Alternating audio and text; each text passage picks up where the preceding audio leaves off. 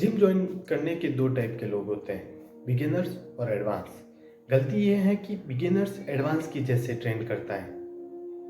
आज हम बिगिनर्स और एडवांस में डिफरेंस क्लियर करेंगे। Point number 1, mindset.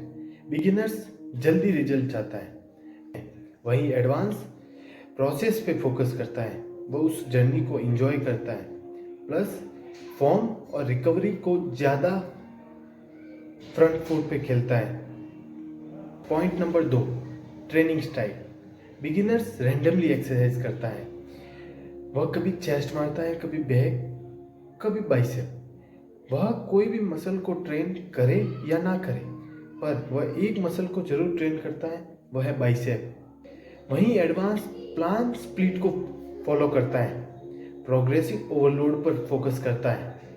अगर तुम बिगिनर हो, एडवांस जैसा मत बनो, पहले स्ट्रॉन्ग बिगिनर बनो।